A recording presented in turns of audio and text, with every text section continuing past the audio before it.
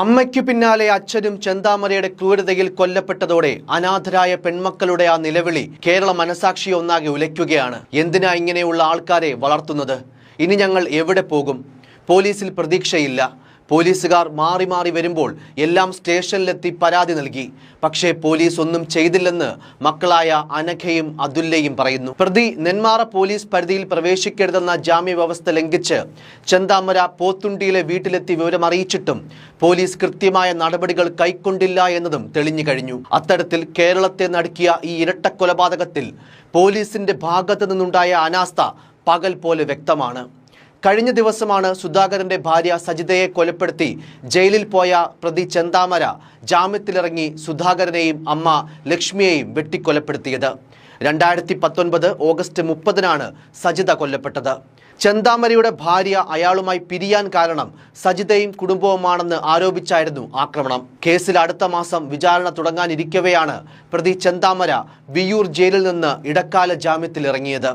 December 29-ന് അനഘയും കൊല്ലപ്പെട്ട പിതാവ് സുധാകരനും നെന്മാറ പോലീസിൽ ചെന്താമര ആക്രമിച്ചേക്കാമെന്ന പരാതി നൽകിയിരുന്നു.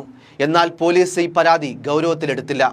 നാട്ടുകാരിൽ ചിലരും ചെന്താമരയെ ഭയന്ന് പോലീസിൽ പരാതി നൽകി. ഒടുവിൽ ഭയന്ന പോലെ നെന്മാറയിൽ സുധാകരനെയും അമ്മ ലക്ഷ്മിയെയും വെട്ടിക്കൊന്ന് പ്രതി വെല്ലുവിളിച്ചത് നമ്മുടെ നിയമ സംവിധാനത്തെ കൂടിയാണ്. ഭാര്യ പിണങ്ങിപ്പോയതിന് കാരണം അയൽക്കാരാണെന്ന തെറ്റിദ്ധാരണയാണ് കൊലപാതകത്തിലേക്ക് നയിച്ചതെന്നും ഇതേ വൈരാഗ്യത്തിന്റെ പുറത്താണ് 2019-ൽ സുധാകരന്റെ ഭാര്യ സജിതയെ ചെന്താമര കൊലപ്പെടുത്തിയതെന്നും നാട്ടുകാരും പറയുന്നുണ്ട്. ചെന്താമര ആക്രമിക്കുമെന്ന ഭീതിയിലാണ് തങ്ങൾ കഴിഞ്ഞിരുന്നതെന്നും പ്രദേശവാസികൾ പറയുന്നു. 2 മാസം മുൻപാണ് പ്രതിയായ ചെന്താമര ജാമ്യത്തിലിറങ്ങിയത്. ചെന്താമര മുൻപ് പലതവണ ഭീഷണിപ്പെടുത്തിയിരുന്നതായി കൊല്ലപ്പെട്ട സുധാകരന്റെ മകൾ പറയുന്നു. ചെന്താമരയെ പേടിച്ച് വീട്ടിലേക്ക് വരാറില്ലെന്നും മാറി താമസിക്കുകയായിരുന്നുവെന്നും അഖില പറയുന്നു. സുധാകരൻ തമിഴ്നാട്ടിൽ ഡ്രൈവറാണ്.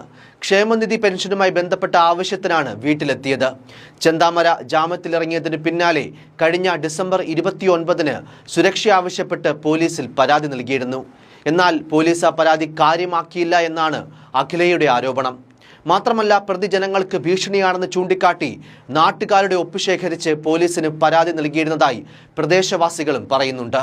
ആ പരാതിയും പോലീസ് ഗൗനിച്ചില്ല എന്നാണ് ആക്ഷേപം. ചെന്താമര സൈക്കോയാണെന്നും പുതിയ വസ്ത്രമിട്ട് വീടിന് മുന്നിലൂടെ പോയാലോ വീട്ടിലേക്ക് നോക്കിയാലോ ഫോൺ ചെയ്താലോ വരെ ഇയാൾ അക്രമാസക്തനാകുമെന്നും നാട്ടുകാർ പറയുന്നു. സുധാകരനെയും അമ്മയെയും കൊലപ്പെടുത്തുന്നതിന് തൊട്ടു മുൻപ് പരിസരവാസിയായ മറ്റൊരു സ്ത്രീയെയും ഇയാൾ കൊടുവാൾ കാണിച്ച് ഭീഷണിപ്പെടുത്തിയിരുന്നു. ചെന്താമരയുടെ ഭാര്യയും മകളും കുറച്ചു വർഷങ്ങൾക്ക് മുൻപ് പിണങ്ങിപ്പോയിരുന്നു. ഇതിന് കാരണം അയൽവാസികളാണെന്ന തരത്തിലായിരുന്നു ചെന്താമരയുടെ പെരുമാറ്റം. ഇയാൾക്കെതിരെ പരാതി നൽകിയപ്പോൾ ജയിൽ ശിക്ഷ കഴിഞ്ഞ് വന്നയാളെ തങ്ങൾക്ക് ഒന്നും ചെയ്യാൻ കഴിയില്ല എന്നായിരുന്നു പോലീസിന്റെ മറുപടിയെന്ന് നാട്ടുകാർ ആരോപിക്കുന്നു. അതേസമയം മുൻപ് നൽകിയ പരാതിയുടെ അടിസ്ഥാനത്തിൽ ചെന്താമരയെ പോലീസ് വിളിച്ചു വരുത്തുകയും ചോദ്യം ചെയ്തിരുന്നുവെന്നും കെ ബാബു MLA വ്യക്തമാക്കി. എന്തെങ്കിലും തരത്തിൽ വീഴ്ചയുണ്ടായാൽ നടപടിയുണ്ടാകുമെന്നും MLA പറയുന്നുണ്ട്. ഒളിവിൽ പോയ ചെന്താമരയെ കണ്ടെത്താൻ പോലീസ് അന്വേഷണം ഊർജിതമാക്കി കഴിഞ്ഞു. കഴിഞ്ഞ ദിവസം അർദ്ധരാത്രിയിൽ ഉൾപ്പെടെ പോലീസിനൊപ്പം പ്രദേശവാസികളും വനത്തിനുള്ളിൽ പ്രവേശിച്ച പ്രതിക്കായി വ്യാപക പരിശോധനകൾ നടത്തിവരികയാണ്. ഇയാൾ അറക്കമലയെന്ന പ്രദേശത്തുണ്ട് എന്ന വിവരത്തിന്റെ അടിസ്ഥാനത്തിൽ പ്രദേശത്ത് ഡ്രോൺ ഉപയോഗിച്ചുള്ള പോലീസ് പരിശോധനയും നടത്തുന്നുണ്ട്. നിലവിൽ 4 സംഘങ്ങളായി തിരിഞ്ഞാണ് ചെന്താമരയെ പോലീസ് അന്വേഷിക്കുന്നത്. ഇതിനിടയിൽ പ്രതി ചെന്താമര പാലക്കാട് നഗരത്തിലുണ്ടെന്ന സൂചനയെ തുടർന്ന് നഗരത്തിലും വ്യാപക തിരച്ചിൽ നടക്കുകയാണ്. ആലത്തൂർ ഡിവൈഎസ്പിയുടെ നേതൃത്വത്തിലുള്ള സംഘം ടൗണിലെ CCTV ദൃശ്യങ്ങളടക്കം പരിശോധിക്കുന്നുണ്ട്.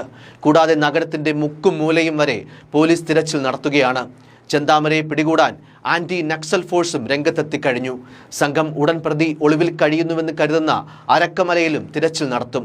പാലക്കാട് എസ്പിയുടെ പ്രത്യേക സ്ക്വാഡും തിരച്ചിലിനായി രംഗത്തുണ്ട്. സംഭവത്തിൽ പോലീസിനുണ്ടായ വീഴ്ചയിൽ ADGP മനോജ് എബ്രഹാം പാലക്കാട് എസ്പിയോട് റിപ്പോർട്ട് തേടിയിട്ടുണ്ട്. ചെന്താമരയെ ഒരുപക്ഷെ ഉടൻ തന്നെ പിടികൂടാൻ സാധിച്ചാലും ആ കൊടും ക്രൂരതയ്ക്ക് അറിഞ്ഞോ അറിയാതെയോ വഴിയൊരുക്കിയ പോലീസിന്റെ അലംഭാവം അനാഥരാക്കിയത് അച്ഛന്റെ തണലിൽ വളരേണ്ട 2 പെൺമക്കളുടെ ജീവിതം കൂടിയാണ്.